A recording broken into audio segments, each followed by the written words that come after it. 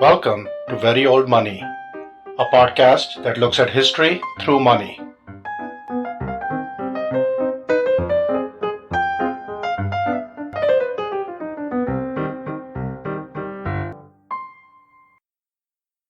Episode 2.5, The King's Peace.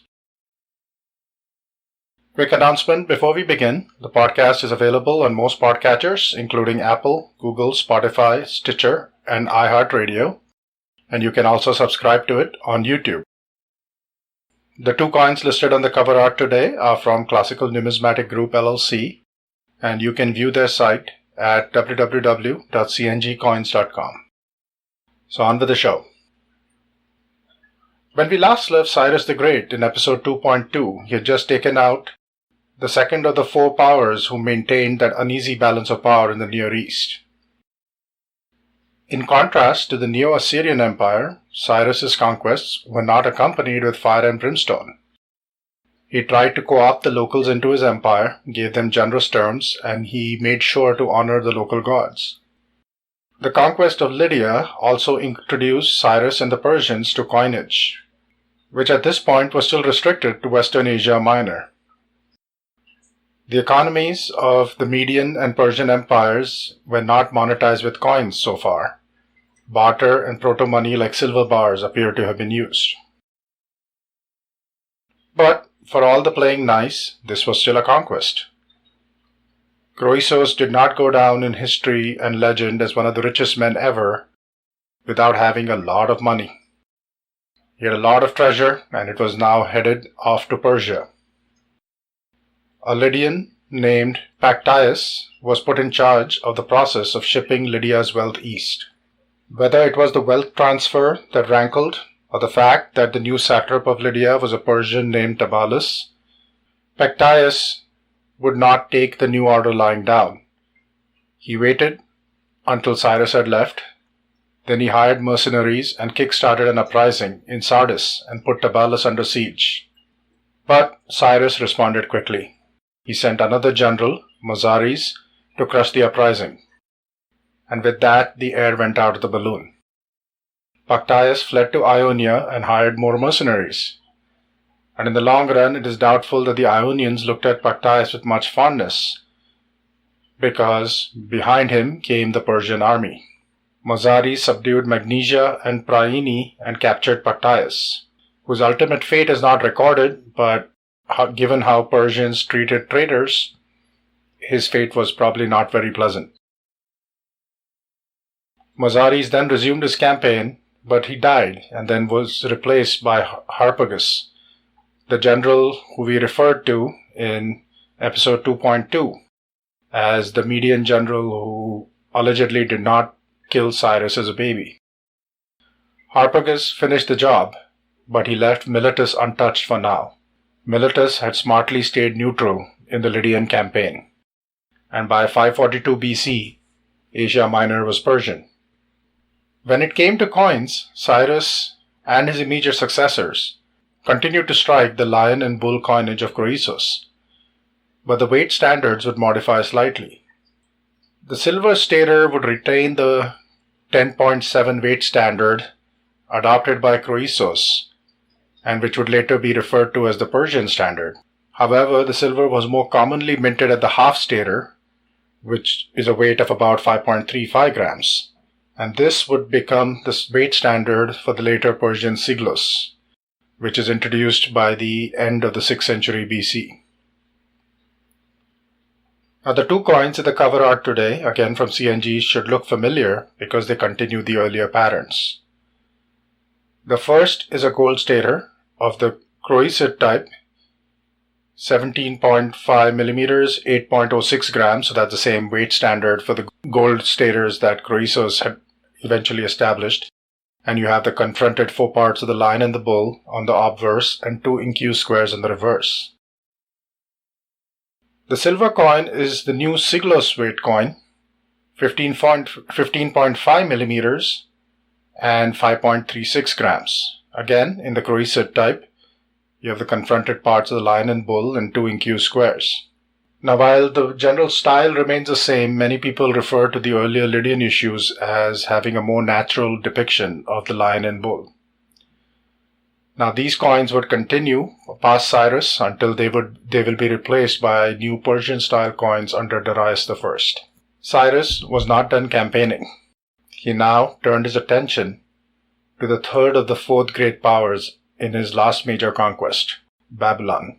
Nabopolassar, who ruled from 626 to 605 BC, had revived the state that is now referred to as the Neo-Babylonian Empire.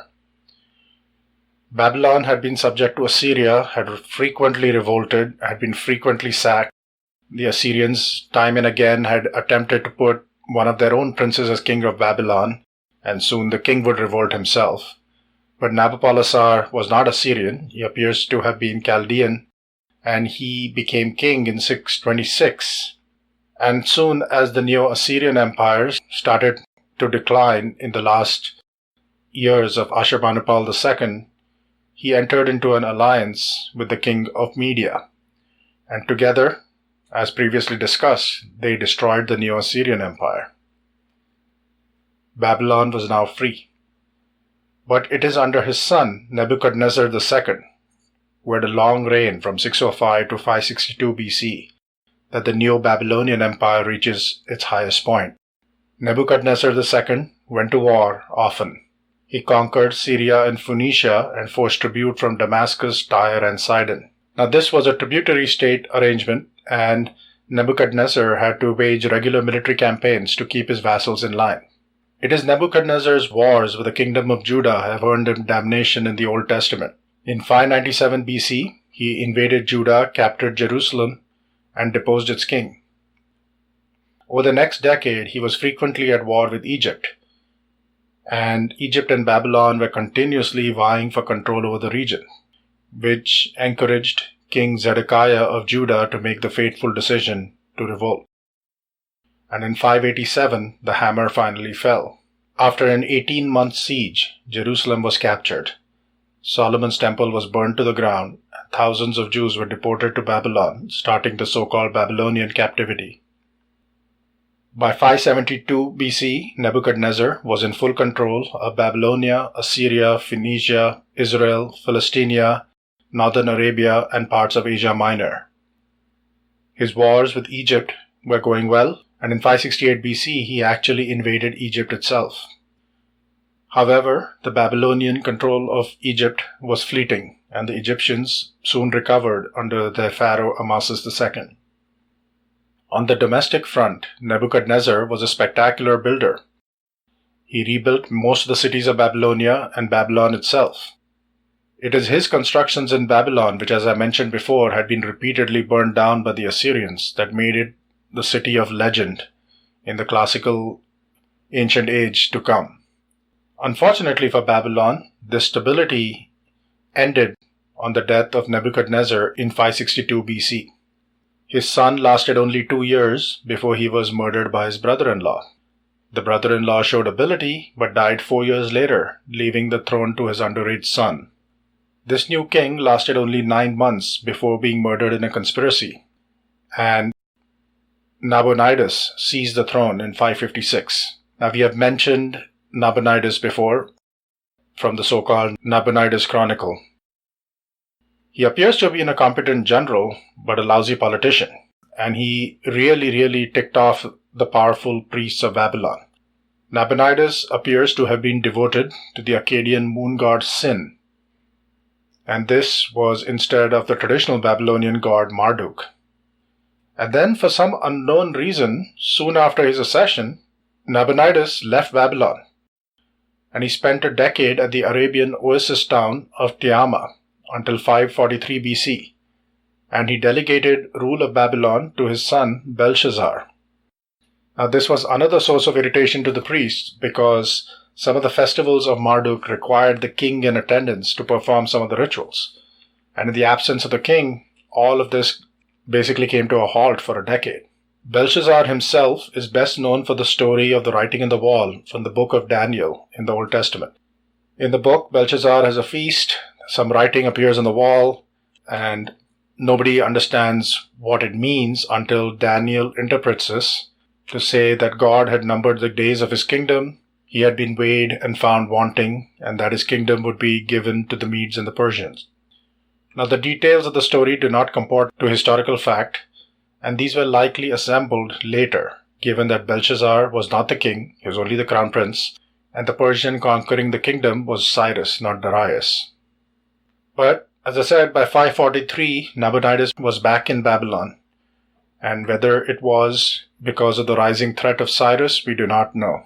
And by 540 BC, the war had started.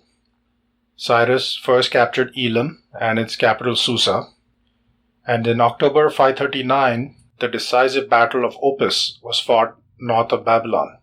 The result was a rout. And after the battle, Belshazzar disappears from the historical record, so it's possible that he was killed in this battle.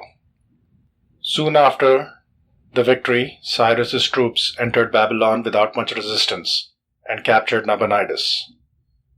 Nabonidus himself appears to have been spared. In the Cyrus cylinder, Cyrus now proclaims himself King of Babylon, King of Sumer and Akkad, King of the four corners of the world. He quickly won over the Babylonian priests by portraying Nabonidus as impious, and then he also dedicated this inscription to the Babylonian god Marduk. And then, in contrast to Nebuchadnezzar, who has been damned by the Old Testament for destroying Jerusalem, this is when Cyrus wins himself his Messiah status in the Old Testament, because he ended the Babylonian captivity of the Jews. He allowed them to return home, and he appears to have freed a number of peoples who Nebuchadnezzar had forcibly deported to Babylon. Once the Jews returned back to Jerusalem, the construction of the Second Temple soon commenced. And now, at this point, Cyrus ruled the largest empire the world had ever seen. It stretched from Asia Minor to the Indus, where once there were 4 empires in the Near East maintaining the balance of power. There was now the giant Persian behemoth and Egypt, which was basically waiting for its fate to be decided. You no longer had a bunch of squabbling kingdoms fighting each other, and basically you had the king's peace. As a state builder, Cyrus ranks close to the top of the list of such rulers, and he probably deserves a higher spot than the young Macedonian who would basically tear his accomplishments down. Because what Cyrus did was not just conquest, he also established a stable system of administration. And this would survive his death, and it would survive the tumult that followed the death of his 2 sons. Now, as I said, this empire stretched all the way from Asia Minor to the Indus. Unfortunately, we know very little of Achaemenid activities in the East. What we do know about the emperors comes in the context of their relations with the Greeks, or the Lydians, or the Egyptians, or the Babylonians. For whatever reason, we just don't have as many written records of what the kings were up to in the Eastern campaigns.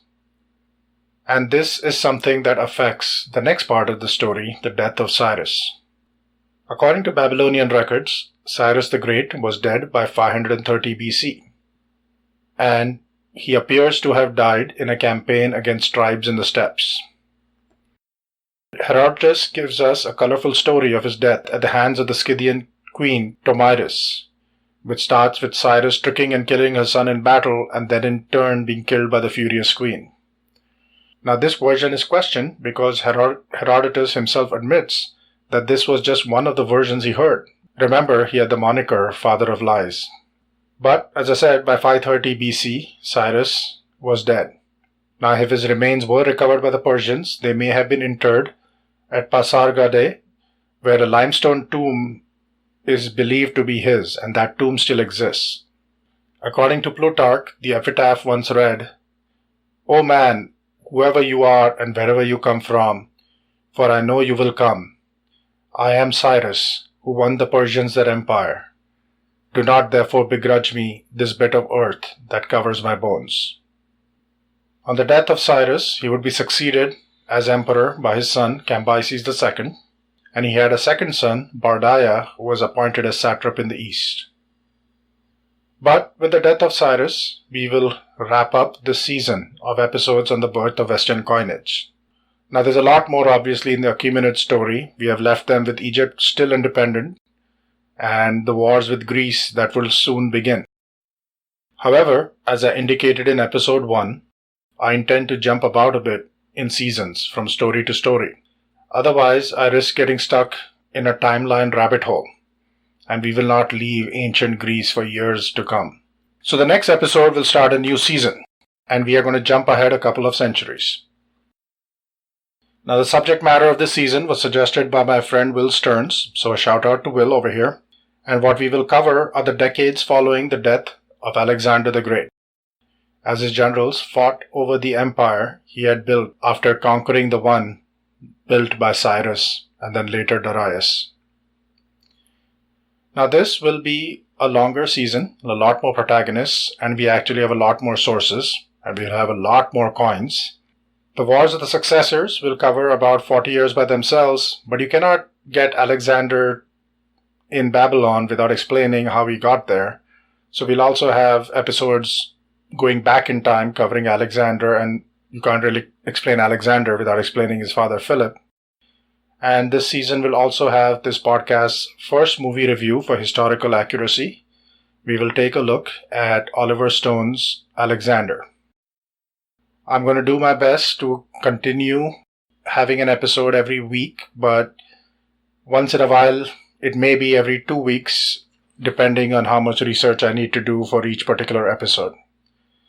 So, with that, we'll see you soon for Season 3, The Wars of the Successors, and Episode 3.1, The King is Dead. If you like this episode, please give this podcast a 5-star review on iTunes or the podcatcher from where you access this podcast. This is a new podcast and good reviews are essential in getting the word out. Thank you for your support.